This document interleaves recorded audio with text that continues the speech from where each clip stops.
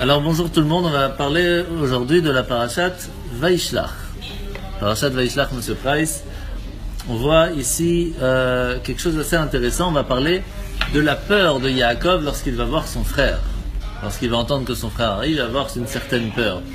C'est très difficile de comprendre que ça veut dire que Yaakov, le troisième patriarche, l'ascendant du peuple juif, il peut avoir peur après tout ce qu'il a passé. C'est quand même difficile à dire. Salut. Alors sur ça, on va raconter une petite histoire assez sympathique d'un rave qui est avec ses élèves. Il est en plein milieu de la forêt. Il leur dit, voilà, vous savez, c'est quoi le bitachon? C'est quoi la foi en Dieu, si vous voulez, être sûr que tout va bien se passer, que Dieu est toujours là pour nous aider. C'est que s'il y a un ours qui sort en pleine forêt, on court pas, on sait qu'on est tranquille, etc. Juste à ce moment-là, qui c'est qui sort? Un ours. Et on voit comment le rabbin il court, mais ce soir, il ne sait pas quoi faire. Il redescend et dit, vous voyez, il y a bitachon, et il y a bitachon. Il y a la foi théorique et il y a la foi en pratique. C'est pas du tout la même. C'est pas du tout évident, c'est facile de dire, mais faire en fin de compte, c'est pas quelque chose de facile. Sur ça, on va voir que on vit aujourd'hui dans un monde qui est très difficile à, entre guillemets, à savoir qu'est-ce qui va se passer dans le futur. Aujourd'hui, on ne sait pas ce qui peut se passer demain. Tout peut se retourner en une seconde. La guerre peut rentrer d'une seconde à l'autre. Les problèmes peuvent... on ne sait pas ce qui peut se passer demain. Même dans 5 minutes, on ne sait pas ce qui peut se passer. Tout va très très vite aujourd'hui. Avec Internet, avec la modernité, tout peut évoluer. Donc, on a un stress quand même. Pourtant, on voit même que on essaye d'appeler quelqu'un, après une demi-heure, on n'arrive pas à l'avoir au téléphone, on commence à stresser. Qu'est-ce qui se passe? Pourquoi il ne répond pas? Ça va, avant il n'y avait pas de téléphone, on ne stressait pas autant. Ouais, avant que... Même 2 minutes, des fois on peut stresser, comment ça se fait qu'elle ne répond pas? Oui, c'est vrai. Donc, encore plus par rapport au boulot, peut-être comment ça va fonctionner, qu'est-ce qu'on va faire si on doit partir, où est-ce qu'on va aller, comment on va gérer la maison, même avec la santé, comment on va faire, comment ça va se passer, la santé, ça va aller, ça va... Tout ça, c'est des stress qui sont au quotidien. Et c'est ce qu'on appelle la peur. Alors la peur, c'est quelque chose... Pardon? Moi, je prends plus au téléphone. J'essaie toujours de laisser mon téléphone à la maison. Comme ça, vous êtes tranquille. Tout le monde a peur, mais pas vous. Oui, exactement. Alors, on voit quand même quelque chose d'assez intéressant. C'est que la peur, elle peut faire quelque chose de très grave. C'est quand la peur, elle nous attrape et qu'on ne peut plus s'en passer. Et qu'on est bloqué à cause de la peur et qu'on ne sait plus quoi faire. On se retrouve devant un problème. Et on est bloqué. Paralysé par la peur. Paralysé par la peur, exactement. Et là, on a un problème dans ce moment-là. Comment faire? Et c'est là que va se poser la première partie entre guillemets, de la foi. De savoir que la peur, elle n'est pas là pour nous embêter. Elle est là comme un signal d'alarme. Pour nous dire, il y a quelque chose de dangereux devant toi. Et tu dois réfléchir comment arranger le problème. Il n'est pas là pour nous paralyser. Il est là pour nous dire, attention. Donc la peur en soi, c'est pas quelque chose de pas bien. C'est simplement quelque chose qui est là pour nous dire attention, c'est un signal d'alarme. Et donc, elle ne doit pas du tout. Bonjour. Elle ne doit pas du tout nous bloquer. Elle doit simplement nous aider à prendre la bonne décision. Mais lorsqu'on se fait avoir par la peur et qu'on est submergé par la peur, c'est là qu'on est bloqué, c'est là qu'on a des problèmes. Donc la peur, c'est un signal que tester notre foi, c'est ça? Alors ça dépend. Ici, pour l'instant, on va d'abord rentrer dans la compréhension que la peur, elle est là pour nous aider à prendre la bonne décision. Et c'est pour cela qu'il vaut mieux être prévoyant que commencer à guérir lorsque le problème est là. Et donc la peur, elle est là pour nous rappeler, fais attention de ne pas rentrer dans le problème, mais préviens-toi, arrange le problème avant qu'il arrive, fais tout ce qu'il faut pour ne pas que ça arrive. Ah, monsieur Cohen. Eh bien, à l'heure, comme d'habitude. Donc, on est en train, monsieur Cohen, d'apprendre sur la peur. Est-ce que c'est quelque chose de bien? Est-ce que c'est quelque chose de pas bien? En général, pour l'instant, on a appris que, malheureusement, la peur peut nous bloquer. Lorsqu'on est devant un problème, elle peut nous bloquer, on n'arrive plus à choisir quoi faire. Elle est bloquée. Voilà. Alors, ce qu'il faut, c'est que la peur, elle est là. Bien sûr, c'est comme vous voulez. Par contre, quand est-ce que avec M. Cohen, Oui, mon cher Monique Cohen, et quand elle te voit, la peur? Là, elle est plus paralysée, là. Elle a appris après 50 ans de mariage. Alors, monsieur Cohen, qu'est-ce qui va se passer en fin de compte? La peur, c'est un signal d'alarme pour nous dire, voilà, fais attention, il y a quelque chose devant toi qui peut t'amener à un problème. Et c'est pour ça qu'on sent cette peur et il faut s'arranger pour ne pas que le problème arrive. Vous voyez? Vous voyez? J'ai pas compris. Donc en fin de compte, on voit que la peur elle est faite pour nous donner la possibilité de trouver la solution pour ne pas avoir de problème ou la solution pour sortir de son problème. Ça c'est la peur, c'est un signal d'alarme qui nous rappelle, qui nous dit attention à quelque chose. Vous avez Alors maintenant on a ce qu'on appelle l'histoire de la peur, et elle est là pour nous donner la possibilité d'être meilleur. Lorsque quelqu'un a peur, il dit attention, je vais réfléchir comment faire pour être meilleur que ce que j'étais jusqu'à maintenant, pour réussir ce que je ne peux pas réussir sans ça.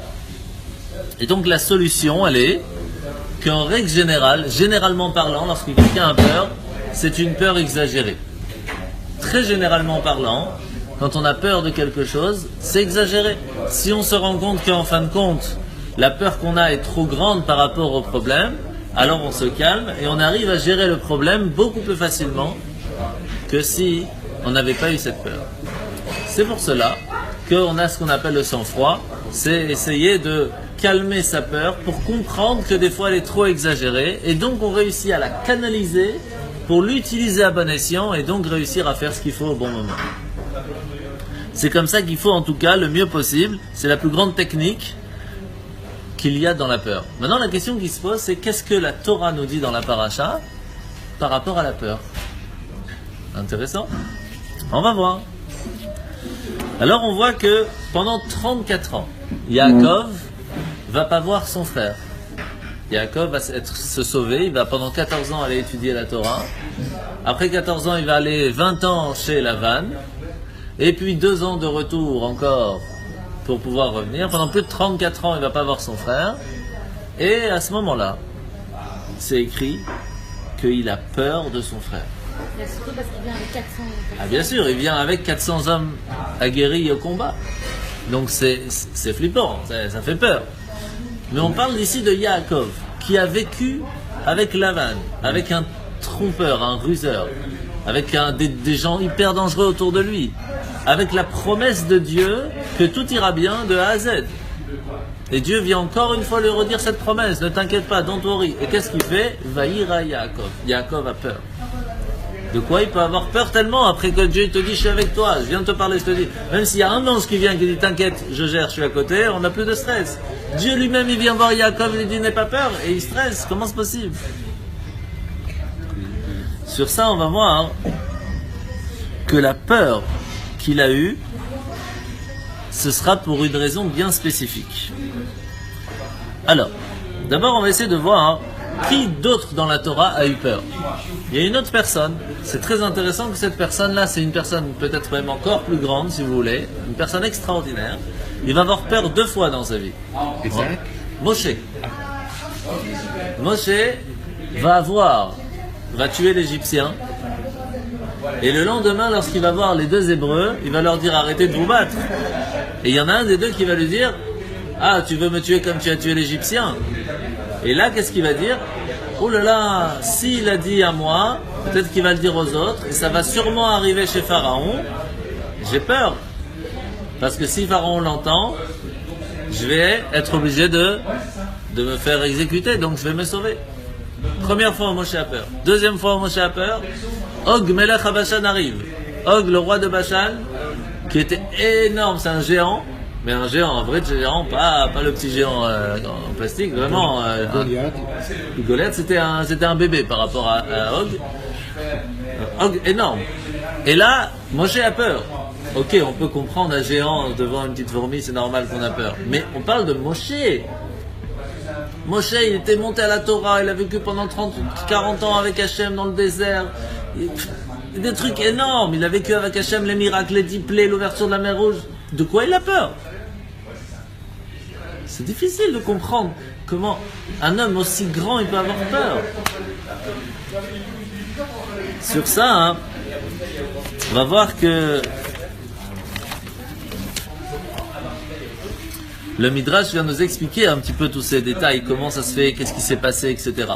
Et une des bases de la réponse du Midrash, c'est pour nous expliquer que Moshe et Yaakov, c'est comme tout le monde. Ça restait des Juifs, ça restait des humains. Et l'humain peut avoir peur, et ce n'est pas grave. Un message très important qu'on a, que la peur n'est pas quelque chose qui est embêtant. C'est pas spécialement un manque de foi. Mais quand même, on parle de Moshe et de Yaakov. Avec tout ce qu'ils ont vécu, comment ils ont pu avoir peur? C'est difficile à comprendre. En général, si on a une foi complète en Dieu, qu'est-ce qui nous stresse? C'est l'instinct de contrôler. Ah oui, mais comment ça se fait qu'on ne se contrôle pas si on a une émouna à 100%? On parle de Moshe ici, Yaakov. Comment ils ont pu avoir ce, entre guillemets, manque de foi, manque de confiance en Dieu, en ayant peur de comment? Emouna, c'est la foi, c'est ça. Emouna, c'est la foi, Betachan, c'est la confiance. Et Tikva, c'est l'espoir. C'est les trois niveaux de Emouna qu'on peut avoir. Alors, pour résumer, la première Emouna, premier niveau, c'est que tout le monde a en général, c'est l'espoir. C'est dire, j'espère que Dieu va m'aider, s'il m'aide tant mieux, s'il m'aide pas tant pis. Ça, en général, c'est la plus classique.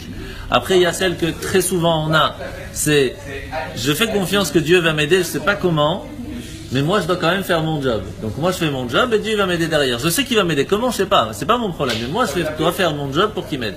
Ça c'est Emouna. Bitachon, la confiance 100%, c'est, moi j'ai pas besoin de faire rien du tout. Il veut que ça se fasse, il a qu'à se débrouiller, c'est son problème. Moi j'ai fait ce que j'ai dû, après il se débrouille. Ça aussi on l'a de temps en temps. C'est les trois niveaux. Alors on parle ici de deux personnes extraordinaires, Moshe et Yaakov. Comment c'est possible qu'ils peuvent avoir ce manque de foi, ce manque de confiance? Et ici le Midrash nous précise, pour nous apprendre que si même eux, avec la plus grande confiance qu'ils ont eue, ils ont eu entre guillemets un peu de manque de confiance puisqu'ils ont eu peur, pour nous apprendre que nous en tant qu'humains, c'est pas grave de temps en temps d'avoir peur. C'est pas une marque de manque de Emouna, c'est parce qu'on est des humains, tout simplement.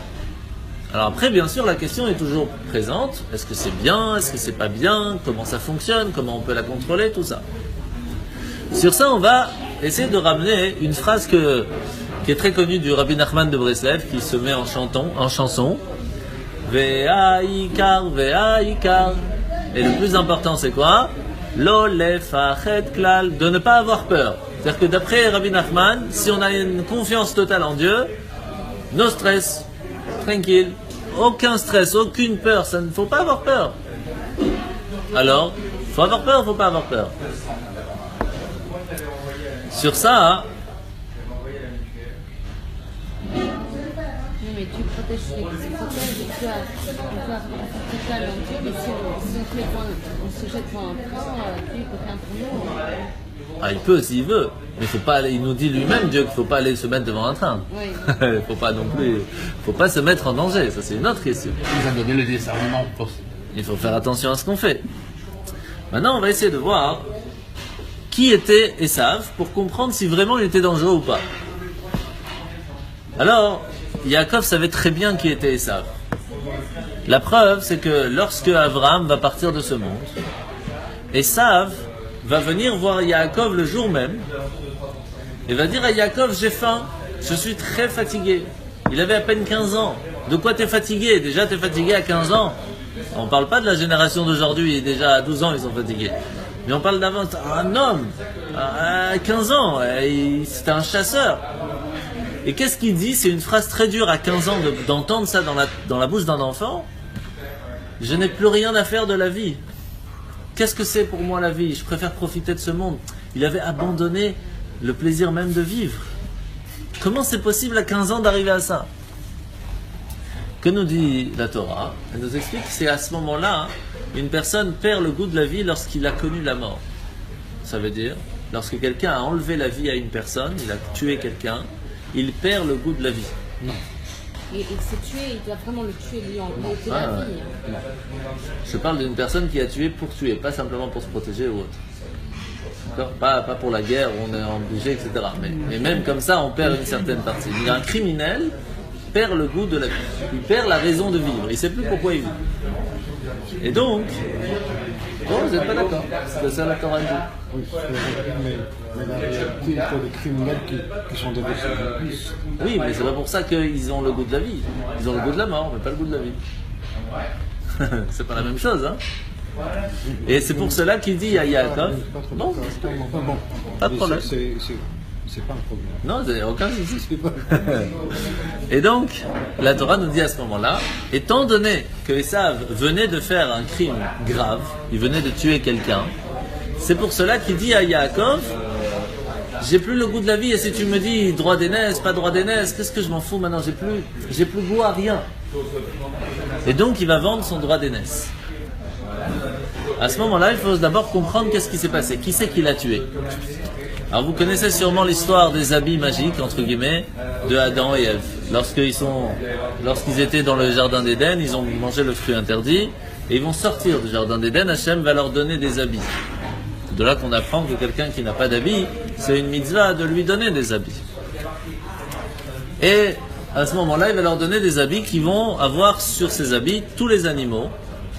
Et celui qui porte cet habit a le contrôle total des animaux. Parce que Adam lui a dit, il a dit à Hachem, mais comment on va faire? On a peur des animaux, ils peuvent venir nous manger. Avant, on était comme des humains, on était des êtres spirituels, on n'avait pas peur des animaux, parce qu'ils nous voyaient différents de nous, plus haut que nous.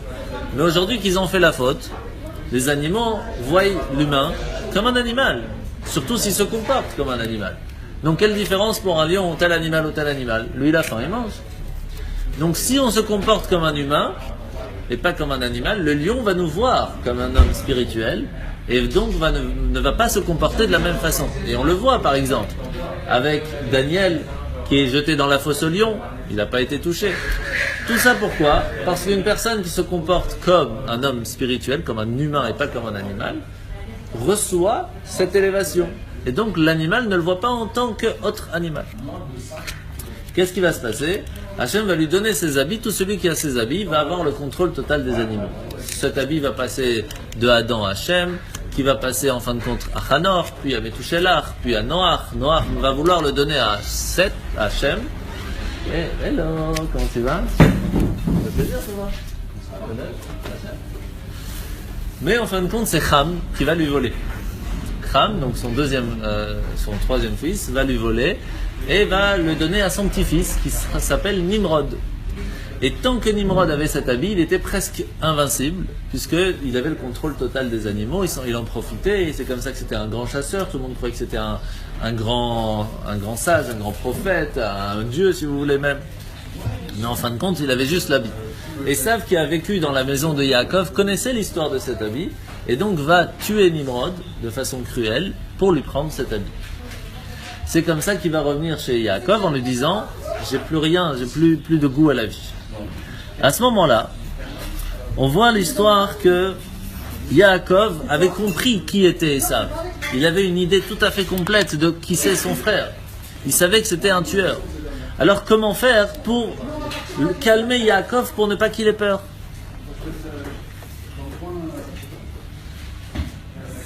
Mais en fait, ici, la Torah nous donne la réponse pourquoi est-ce qu'il a peur. Yaakov se dit, Esav, il a quelque chose que moi je n'ai pas. Et rien que par ça, il a la possibilité de passer outre mes défenses, même la promesse divine, et peut-être, il dit bien peut-être, j'ai peur peut-être qu'il puisse me faire du mal. Par quoi? Simplement parce que pendant 34 ans, Yaakov n'a pas pu faire une des 613 commandements, qui est une des plus importantes, c'est de respecter ses parents. Alors que Esav était, lui, celui qui a le plus dans toute l'histoire de l'humanité, c'est extraordinaire de dire ça, mais c'est extraordinaire, d'avoir honoré son père. Il faisait très attention, j'ai pas dit la mère, d'avoir honoré son père. Pourquoi? Quand on honorait ses parents, c'est le père. Non, c'est les parents. Mais spécialement Esav, c'était plus le père. Aussi la mère, mais pas de la même façon. Le père spécialement, il s'habillait comme un prince lorsqu'il allait voir son père. Il voulait que son père ait tout, il s'occupait de tout. Chaque petit instant, s'il avait une minute, il allait le voir. Il lui envoyait des SMS tout le temps. C'était vraiment... vraiment... il faisait vraiment un kibboud avayim extraordinaire au point, pour vous donner une idée. Rabbi Tarfon, qui était quelqu'un, dans la Gemara, on parle de lui, comment il faisait attention à ses parents. Un jour, sa mère, elle était dans le chemin, et sa sandale a craqué, lui il ne pouvait pas lui donner sa sandale parce qu'il n'en avait pas lui-même. Il a mis sa main, tout le chemin sous le pied de sa mère jusqu'à qu'il arrive chez lui. Et c'est pas fini, lorsqu'elle arrive, elle est tellement fatiguée qu'elle n'arrive pas à monter dans son lit, il se baisse pour qu'elle monte sur son dos pour aller sur son lit. Lorsque Rabbi Tarfon est tombé malade, sa mère est partie voir les rabbis de la génération, elle lui dit priez pour lui, regardez le kiboud avaim qu'il fait, le respect des parents qu'il a. Et ils lui ont dit sache que c'est rien par rapport à ce que Esav faisait. Alors Yaakov, il dit à Hachem, il dit j'ai peur, parce que peut-être que le mérite qu'avait à ce moment-là Esav par rapport à Yaakov va lui permettre d'avoir la possibilité de me faire du mal. Sur ça, il avait peur. Et sur ça, on peut comprendre la peur. Il n'avait pas un manque de confiance, il avait un manque de confiance sur soi-même, parce qu'il lui manquait une mitzvah. Et parce que l'autre avait une mitzvah que lui n'avait pas. Sur ça, on peut comprendre. Et ça nous répond aussi sur Moshe. Parce que Moshe, lorsqu'il voit Og, le géant, est-ce qu'il a peur du géant? Il n'a pas peur du géant. La preuve, c'est que lorsqu'ils sont juste avant de rentrer en Israël, et qu'ils reviennent, les espions, et qu'ils disent « Il y a des géants, il y a des géants !» Moshe dit alors « Tu vois pas qu'on vient de sortir de la mer Rouge? On a tous les miracles. Qu'est-ce que tu as peur des géants? Les géants, c'est ch'touillat pour Hachem, c'est des fourmis. Alors, Makara. »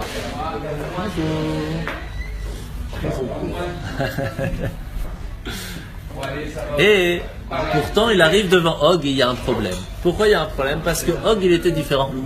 Og il avait servi Abraham et Sarah pendant plusieurs années. Et ce mérite d'avoir servi Abraham et Sarah était un mérite que Moshe n'avait pas. Et il se dit peut-être rien que par ce mérite-là, eh bien il pourrait ne pas gagner contre lui. Et c'est pour cela qu'Hachem lui a dit don't worry, tu ne peux pas avoir peur parce que ce mérite, il est déjà parti, il a déjà reçu sa récompense par rapport à cela. Et donc tu peux maintenant aller en guerre contre lui. Donc on voit qu'en fin de compte, et je vais vous dire mieux que ça, quand est-ce qu'on a conquis Jérusalem de façon complète? C'est pas qu'avec Yoshua, c'est très très très longtemps plus tard, c'est jusqu'au moment du roi David. Pourquoi? Parce qu'ils avaient le mérite d'avoir fait, les gens qui habitaient là-bas, les Yébussim plus exactement, ils étaient de la même famille que Avimelech qui avait fait une alliance avec Abraham. Et par ce mérite, ils ont réussi pendant 7 générations à garder une partie de Jérusalem. Donc on voit que les mérites ont une force. Et c'est pour cela qu'ils ont eu peur. Donc là on a une certaine réponse. Quand même, il faut savoir qu'ici, Yaakov a eu peur sur 2 fois. Une fois c'est écrit Vaïra, il a eu peur. Ça on a répondu pourquoi? Parce qu'il avait eu peur par rapport au problème, parce que Esav avait une mitzvah de plus. Mais c'est écrit Vaïetzerlo. Il y a un problème. C'est quoi ce niveau de peur différent? Il faut savoir que Yaakov avait fait, entre guillemets, je dis bien, une certaine erreur par rapport à la Torah, qui disait entre guillemets à Hachem, peut-être que cette erreur va me faire perdre contre Esav. Quelle était cette erreur? C'est qu'il s'est marié avec 2 sœurs. Dans la Torah, c'est interdit de se marier avec 2 sœurs. Pour Yaakov, c'était interdit. Oui, mais c'était pas à cette époque. Même à cette époque. Pour les patriarches et les matriarches, il y avait les 613 commandements fonctionnaient. Ils étaient présents pour eux. Mais, vous avez raison sur un point, ils ne nous ont pas été donnés. Non, c'est clair. Certitude. C'est ça la grande différence. Avant le don de la Torah, les 613 commandements ont été donnés, mais que de façon de père en fils, sans avoir quelque chose de sûr, de plausible, de clair. C'est pour ça que tu reviens à cette fameuse phrase, Tassé Venishma. Alors, attendez, il faut comprendre ce que ça veut dire. Qu'est-ce qui se passe à ce moment-là? Yaakov sait ce que son père lui a appris et qu'est-ce qu'il a appris à la yeshiva, qu'il n'a pas le droit de se marier avec les 2 sœurs. Et donc, il se marie avec Léa, et il a un problème parce que la femme à qui il a promis, c'était Rachel. Et là, il y a une grande question qui se pose. Dans les 7 lois de Noach, c'était comme ça dans l'humanité à ce moment-là, il y avait qu'on n'a pas le droit de tromper, on n'a pas le droit de ruser, on n'a pas le droit de ne pas faire une promesse qu'on a faite. Donc on a une question. On a devant nous 2 lois. Une qui nous dit tu es obligé de faire ta promesse, ça c'est une loi qui a été donnée. Donc là, c'est quelque chose qu'il doit faire. Et une autre loi qui est de ne pas se marier avec 2 sœurs, qui n'a pas encore été donnée, mais qu'il doit faire en tant que patriarche. Mais ça n'a pas été donné. Étant donné que celle de ne pas tromper, de faire sa promesse était plus forte, puisqu'elle a déjà été donnée, il a été obligé de transgresser entre guillemets celle qu'il n'a pas encore reçue. Bonsoir. Puisque il avait celle-là à faire comme il a promis à Rachel, c'est pour cela qu'il a pu se marier avec Rachel.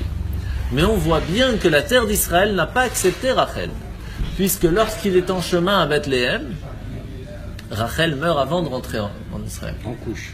Pourquoi? Parce qu'arrivé en Israël, on ne peut pas faire des choses contre la Torah. Et donc il ne pouvait pas rentrer avec Rachel en Israël. C'était pas possible. Salut. Elle est morte en couche. Oui, mais juste avant, à Bethléem.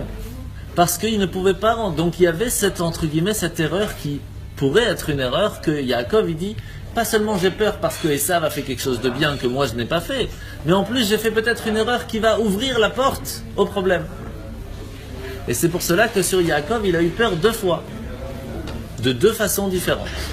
Regarde, excuse-moi, la première fois il marque aussi, il demande à l'Éternel, je parle en français, je dis en français, d'accord, sauve-moi de grâce de la main de mon frère, de la main d'Esav, car je crains qu'il ne m'attaque et ne me frappe, joignant la mère aux enfants. Oui, et alors?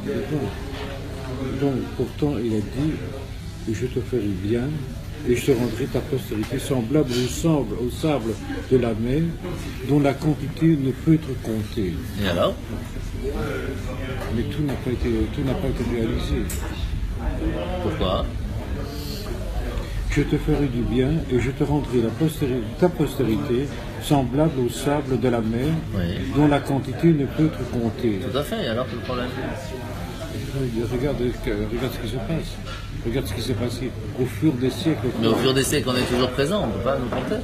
On a toujours été présent, mais avec combien de... Ah oui, mais ça c'est un autre problème. Avec combien de morts, mais il faut demander au gros, avec combien de malheurs qu'il y a eu. Mais c'est toujours la même question que vous posez, M. Venner. Tout ce qui s'est passé dans les générations précédentes, c'est malheureux, il n'y a rien à faire. Mais pourquoi vous posez que sur les dernières? Pourquoi vous ne posez pas sur les plus de 15 millions qui sont morts en Égypte pendant 400 ans en esclavage? Et sur les pogroms et sur les...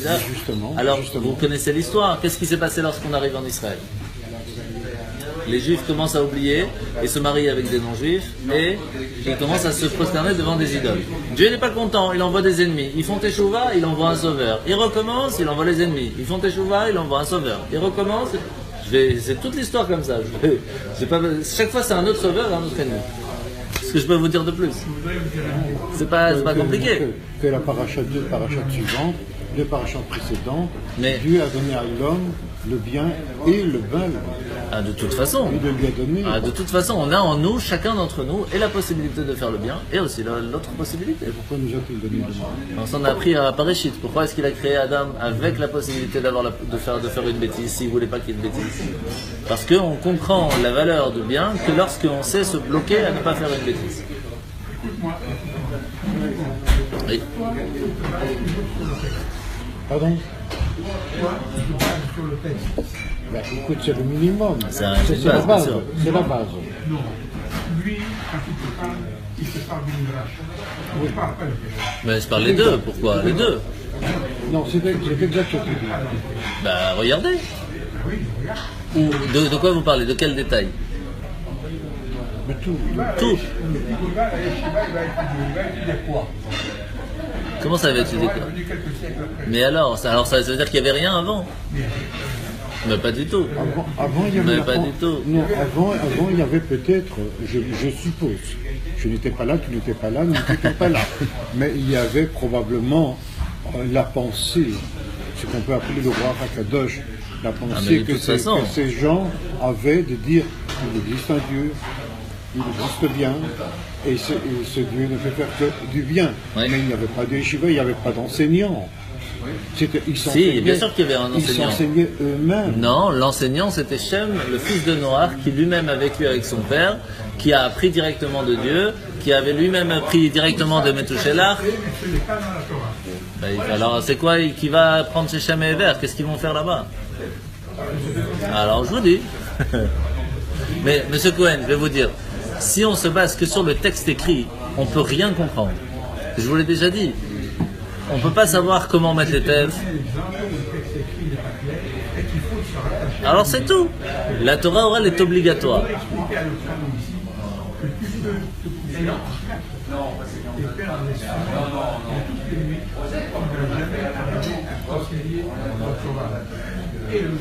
Ah, ça, je ne pas. Non, c'est pas vrai. Pas vrai. Faut juste bien étudier. Bien étudier.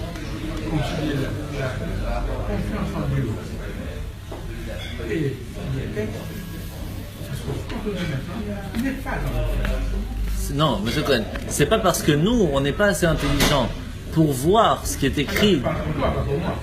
Pas pour moi, bien sûr. On n'arrive pas à voir dans le texte le Midrash, mais le Midrash se trouve dans le texte, sauf que nous, on ne sait pas le voir. Non, mais les Midrashim ont été faits par qui? Par les Chachamim, par qui? Par les Chachamim. Mais il y a des Chachamim qui se trompent aussi. Non, on ne parle pas des Chachamim ici, on ne parle pas des rabbins des bois. Hein. On parle de Chachamim, vous rigolez ou quoi? Est-ce que Rashi... Ah bien sûr, mais cette contradiction ne veut pas dire que c'est faux. Peut-être que je me trompe, il me semble que Rashi ou Maimonides, je ne pourrais pas vous dire lequel est bien. Les deux. Les deux, oui. Les deux, ils se basent plus sur le texte simple. Non, mais il y en a un des deux qui a dit, si je devais recommencer tout, je réécrirais tout. Shalom aleichem. Bonjour. Il y en a un des deux qui a dit, et je pourrais le retenir la prochaine fois, je pourrais relire ce livre. Un des deux a dit, tout ce que j'écris, tous mes commentaires, j'aurais dû les recommencer. Je crois que c'est mon avis. Peut-être. Je pense que ça ne change pas. Il n'est pas sûr. Il n'est pas sûr. Alors. Il n'a pas, il n'a pas tout de suite été accepté, ça c'est sûr. Alors, on va essayer de finir, monsieur Cohen. Il nous reste un petit quart d'heure, Max. On va essayer de finir. On va voir que quand est-ce que Yaakov prend la décision de ne, entre guillemets, pas avoir peur de son frère et de rentrer chez lui, seulement quand Yosef va naître. Pourquoi? Parce que Yosef va... Comment dire? On a coupé, excuse-moi. Donc en fait, Yosef, qu'est-ce qu'il va faire? Il va aller voir son père. Son père va lui dire, va voir où sont tes frères. Mais Yosef savait que s'il allait voir ses frères, il allait se faire tuer. Parce qu'il y a même un Midrash qui dit qu'il y a un ange qui est venu lui dire, ne va pas là-bas, tu vas te faire tuer. Mais il a dit, je vais parce que mon père m'a demandé, quand mon père dit quelque chose, je le fais. Et il est parti, il a fait ce qu'on appelle un respect de son père extraordinaire à ce moment-là. Quand le père dit, on fait, on ne pose pas la question. Ça, c'est quelque chose d'extraordinaire. Et ça, Yaakov a compris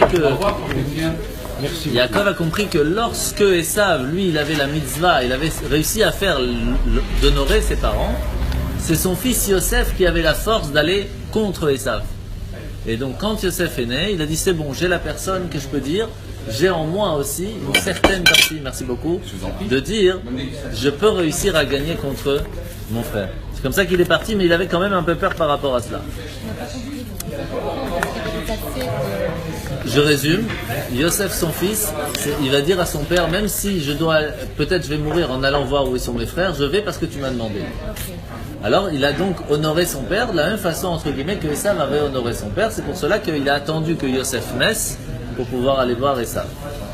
À ce moment-là, on voit ici que on a dans le Aleph Bet, dans l'alphabet, les 3 premières lettres sont très importantes. Le Aleph, c'est Emouna, la foi, c'est la première chose. Numéro 2, c'est Bet, c'est Bitachon, c'est la confiance, c'est un niveau déjà plus extrême.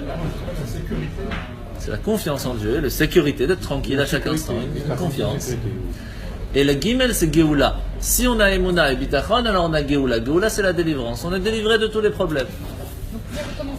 Emouna, Bitachon, Géoula. La foi, la confiance et la délivrance. Et pourquoi le Gimel, c'est considéré aussi la souffrance, le désert? Pourquoi? La lettre, c'est quand même la symbolique de Gimel, c'est le chameau. Et le gamal. Oui. Ça c'est par rapport au Satan et tout, c'est une autre question. C'est autre chose. Ah. Ouais. Alors, on sait que, en fin de compte, il y a une histoire avec le roi David qui est difficile à comprendre, mais qui va nous montrer c'est quoi la confiance en Dieu à 100%. Il y a une personne qui s'appelle, comment il s'appelait, Shimi Ben Gera.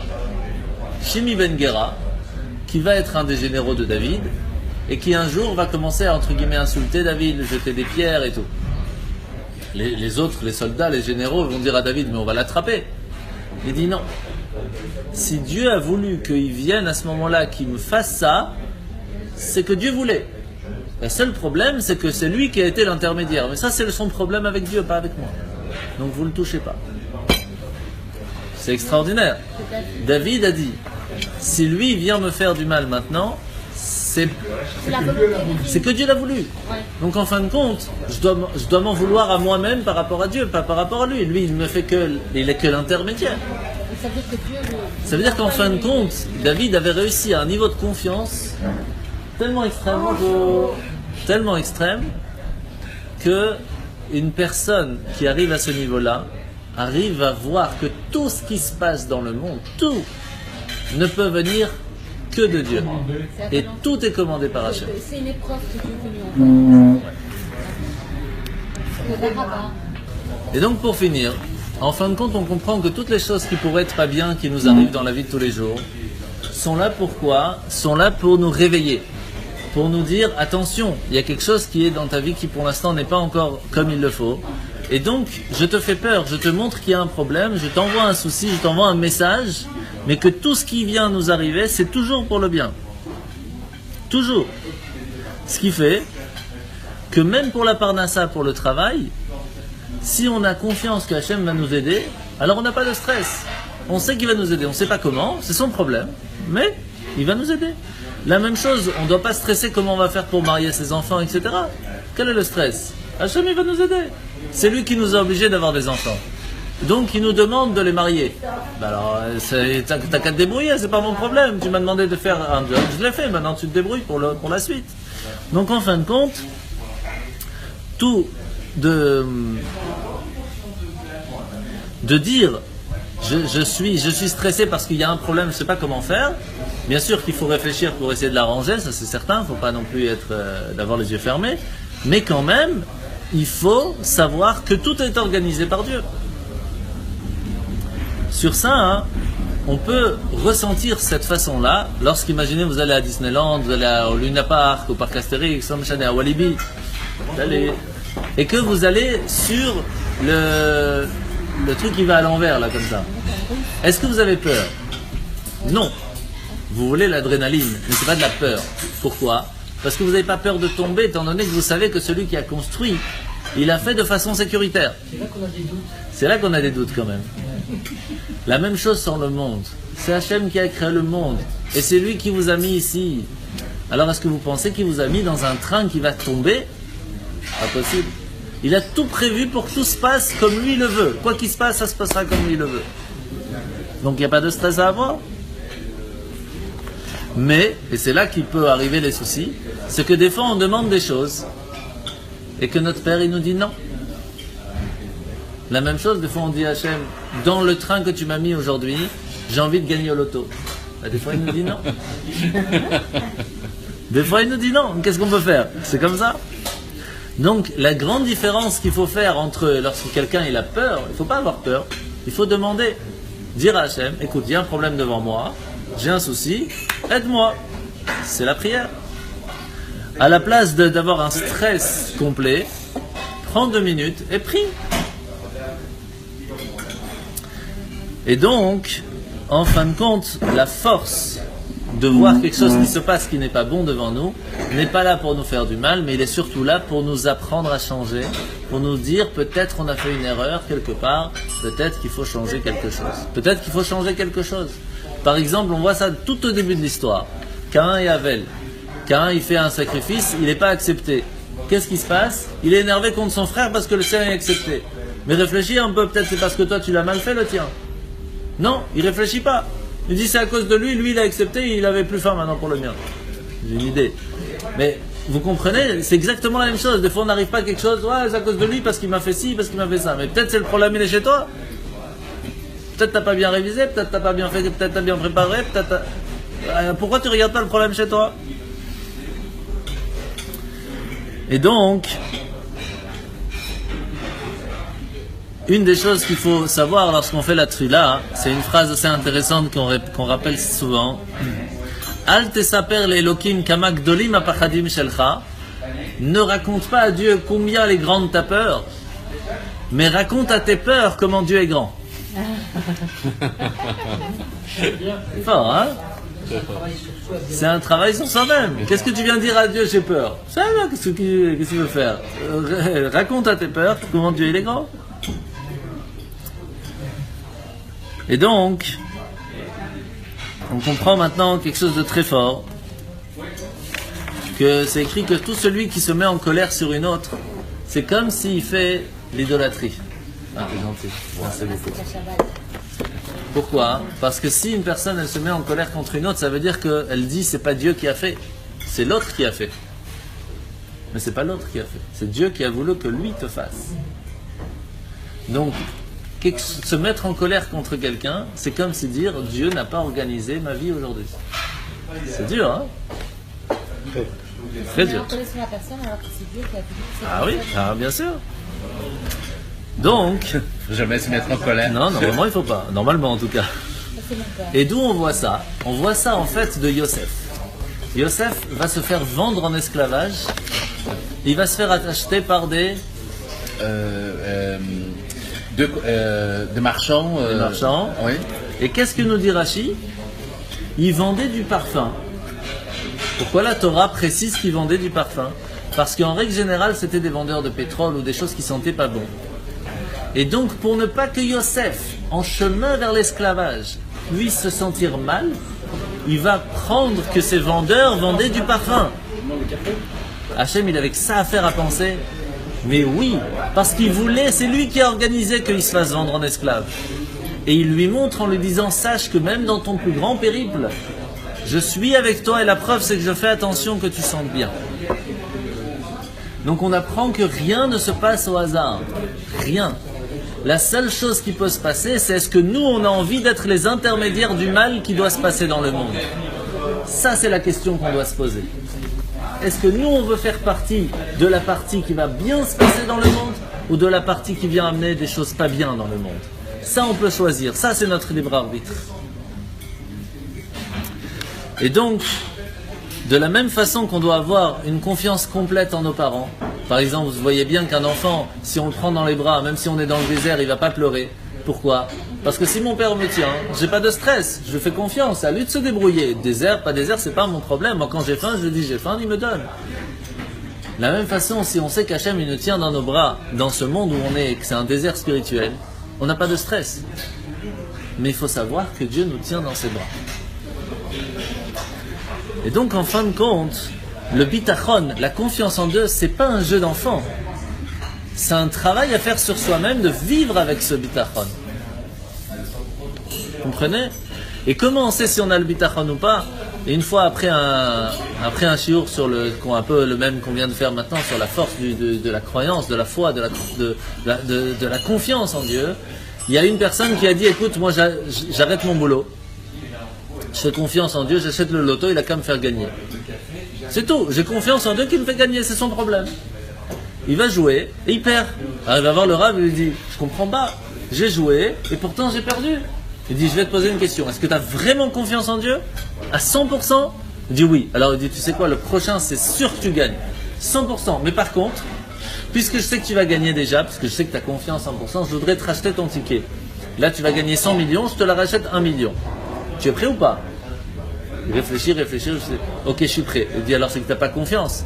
Tu vas pas vendre un ticket de 100 millions à 1 million. C'est pas intelligent. Donc c'est que tu n'as pas confiance. Ça c'est la différence entre avoir confiance ou pas avoir confiance. Vous comprenez? Et c'est pour cela qu'il y a ce qu'on appelle en yiddish le tracht gut vet sein gut, ou en hébreu tarshov tov yetov, ou en français pense bien, tout ira bien. Si on pense bien, Si on sait que Hachem, il va gérer tout pour le bien, alors tout ira bien, il n'y a pas de stress.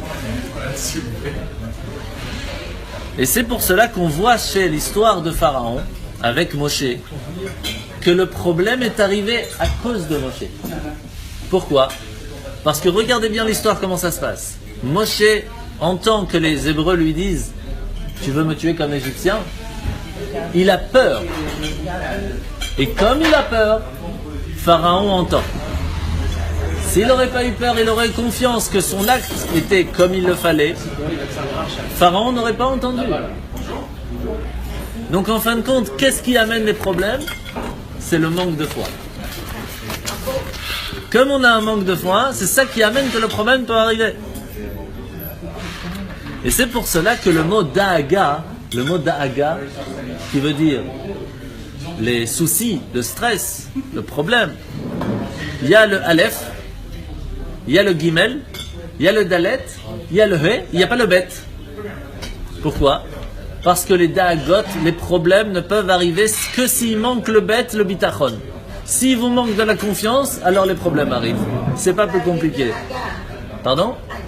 Non, le Bitachon, la confiance en Dieu. S'il nous manque la confiance en Dieu, c'est là que le problème arrive. Et on va finir avec une petite histoire qui s'est passée avec le Rav Moulay Azimov à Paris il n'y a pas si longtemps. Du monsieur Yehuda Ben Soussan, sûrement vous avez dû entendre, qui n'a pas réussi à avoir d'enfant pendant plusieurs années. Et en fin de compte, le Rav Moulay Azimov va aller en Amérique, chez le Rabbi, va demander une bénédiction pour lui.